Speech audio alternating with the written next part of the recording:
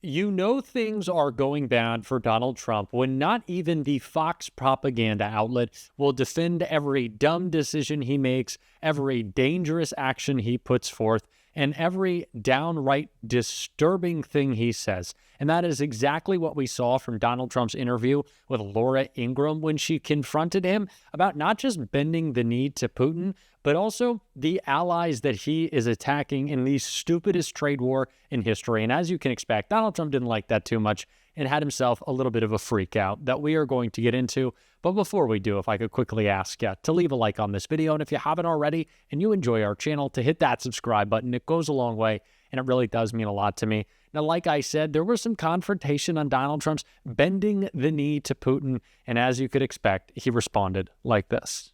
How can we trust that Vladimir Putin actually wants that, in that he's not also being influenced at the same time by his close friend, President Xi of China?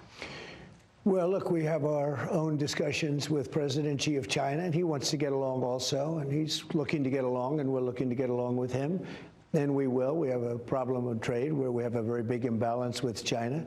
With Russia, we don't have that much trade, and they'd like to, and we'd like to also. They have some very valuable things for us, including very big forms of rare earth. They have a lot of earth. You know, they have a big chunk of real estate, the biggest, actually the biggest in the world for a country by far. And on that, they have things that we could use, frankly, and that other people could use. I think that President Xi would like to get along, and I think Russia wants to get along with the United States. I also think we're a much different country than we were just a few months ago. We're a country. After Donald Trump wrapped up a phone call with Vladimir Putin that presumably was pre-planned today for him to give concessions on a fake ceasefire that really just elevates the U.S. relationship with Russia while weakening Ukraine, who Russia, even though they tentatively have kind of agreed that maybe they'll think about a ceasefire, continue to bomb the country. And what is Donald Trump saying? As many nice things as he possibly can about Putin. But it didn't stop there, because listen to what he had to say here. Putin actually said to me, if you're my friend, I'd hate to see you as my enemy. He said that very strongly. But with all of that, I had a very good relationship with Putin. I had a very good relationship with President Xi, a very good relationship with Kim Jong-un of North Korea. Lots of good relationships. And that's a positive thing. That's not a negative thing. But at the same time, I'm about our country. So that's why we're talking about tariffs. Will be taking in trillions of dollars. I want to get to the tariffs in a minute because we're gonna first hit the other. Donald Trump is just fully admitting to getting played right there, saying that Putin told him as he was patting his eyelashes, "Well, Donald, I wouldn't want you to hurt my feelings if I'm your friend." And that got Trump to cave. This is the master negotiator, strong, tough, macho leader that we want. Someone who can be swayed by dictators who clearly understand how dumb he is and are just playing to his level, saying that, well, Donald, don't you want to keep your friends? We're your friends. You don't want to be lonely and insecure because your dad never hugged you, do you? Like, that's what it's about. Why is he admitting to that? This is a movement in MAGA that claims to be so macho and tough, and yet Donald Trump ultimately is just like admitting he's a loser who's like self-conscious and wants people to like him because he's so insecure. It's just so ridiculous, especially when we see him lash out like he did right here. Canada was meant to be the 51st state because we subsidize Canada by $200 billion a year. We don't need their cars. We don't need their lumber. We have a lot of lumber. We freed it up, as you know, last week. We're freeing it up so that you can actually cut down a tree without being, given the death penalty. Because what these radical environmentalists have done to our country, but we freed it up. But we don't need their lumber. We don't need their energy. We don't need anything. We certainly don't want their automobiles. They make a lot of millions of automobiles are sent in. I'd rather have them made in Michigan. I'd rather have them made in South Carolina or any one of our... But you're tougher with Canada than you are with some of our biggest adversaries. Only because it's meant to be our 51st state. And okay, but... So love for Putin, but our allies in Canada, not so much. Well, it didn't just stop there because, like I said, there was actually some confrontation from Laura Ingraham, who called out Donald Trump's attack on Canada in this clip right here. With Canada than you are with some of our biggest adversaries. Only because it's meant to be our 51st state. And okay, but but listen to this for a second. We need their territory. They have territorial advantage. We're not going to let them get close to China. Look, right? I deal with every country, indirectly or directly. One of the nastiest countries to deal with is Canada. The people that, now this was Trudeau, the people that good old Justin, I call him Governor Trudeau, his people were nasty. And they weren't telling the truth. They never told the truth. You know that, they'd say, well, we don't charge. Well, they do. They charge tremendous. They charge tremendous. And oh, are they unfair? Is that what it is, Donald? Oh, they're so unfair. They're so mean to me. You're the one launching the stupidest trade war in history. The response from Canada is because of you. I remember Donald Trump talking about a Canadian premier's statement saying that if Donald Trump continued with the tariffs, they might just have to cut off electricity to the United States. And he said, the first thing he said was, who would negotiate such a stupid deal in which Canada is supplying us with energy, when it was Donald Trump who negotiated that deal? And the second thing is he said, who would do that? Who would do such a thing to their ally who they spent so many years in a good relationship with? You, Donald, you are the one who was exercising these tariffs. You wanted to put them in place to begin with. You're the one who caused all the problems, and he doesn't seem to recognize that, or just doesn't, I guess, care to acknowledge it in the same way that he doesn't care to acknowledge a lot of things like the independent judiciary. This is leading people to wonder whether there are court orders that you will defy because you believe that the judge has no jurisdiction, or they're political questions and not justiciable at all. And what would you say to that? Are there circumstances where you would defy a court order? Well, I think that, number one, nobody's been through more courts than I have. I think nobody knows the courts any better than I have. I would say the chief judge does, but nobody knows them better than I have. And what they've done to me, I've had the worst judges. I've had crooked judges. I have judges that valued Mar-a-Lago at $18 million because that benefited his case, because he wanted to see me convicted of something.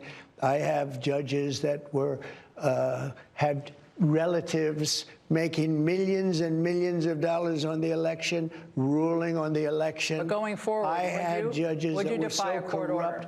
Because we all know that was outrageous. I never did defy a court order. And you wouldn't in the future? No, you can't do that. However, we have bad judges. We have very bad judges. And these are judges that shouldn't be allowed. I think at a certain point, you have to start looking at what do you do when you have a rogue judge. The judge that we're talking about, you look at his other rulings, I mean, rulings unrelated, but having to do with me, he's a lunatic.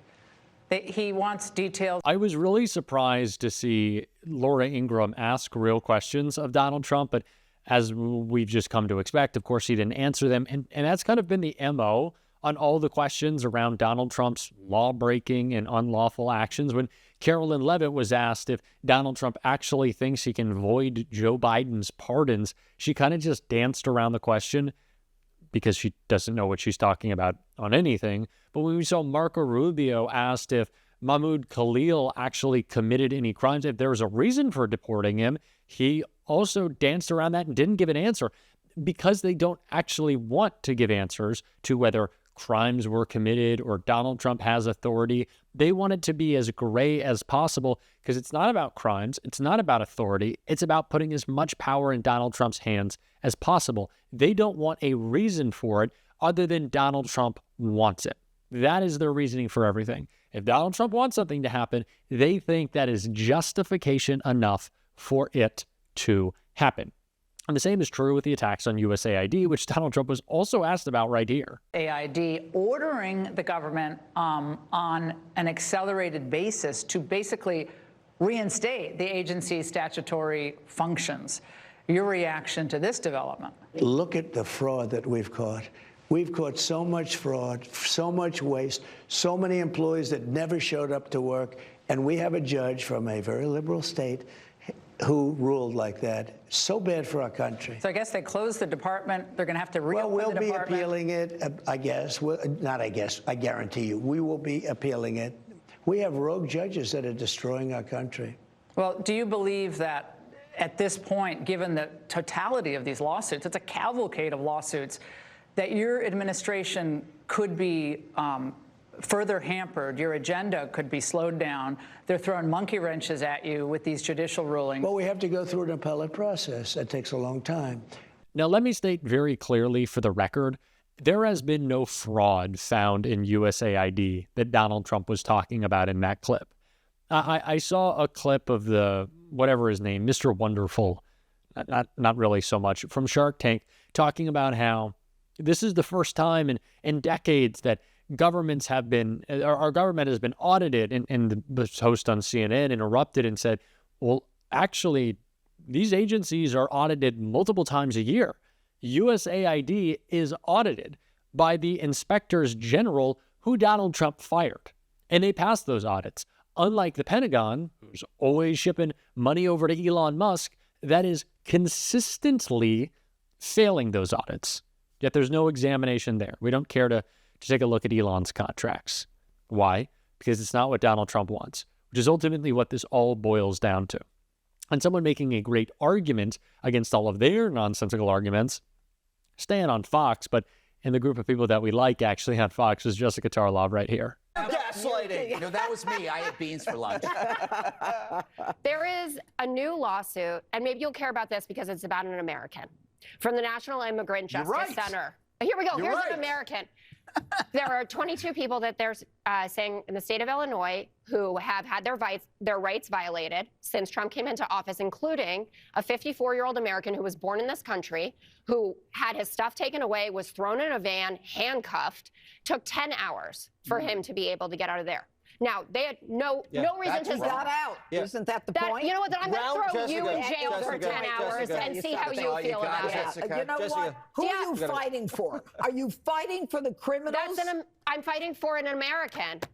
Actually, if they, why can't you accept that? If mistakes are being made, that they should do a better job of this. ICE even had a declaration that came out last night. I think it is important to, one, recognize that they don't want to provide actual legal frameworks for the actions that they're taking, because this isn't about what is and is not legal. It is about what they can and cannot get away with. And they're doing so on the issues that are most contentious because they believe that gives them more discretion, at least in the court of public opinion, before they actually enter the courtroom. It's why Donald Trump has picked this issue of immigration to launch his first complete opposition to the judiciary, completely disregarding court orders, because he thinks he can first win in the court of public opinion. We cannot allow that to happen. We have to continue to fight back, call this out, and it's what we're going to be doing on the show every single day. And if you want to support that, as always, you can hit that subscribe button, leave a like on this video, and if you stuck around to the end, you can drop a blue heart in the comments. And until next time, I'll see you soon.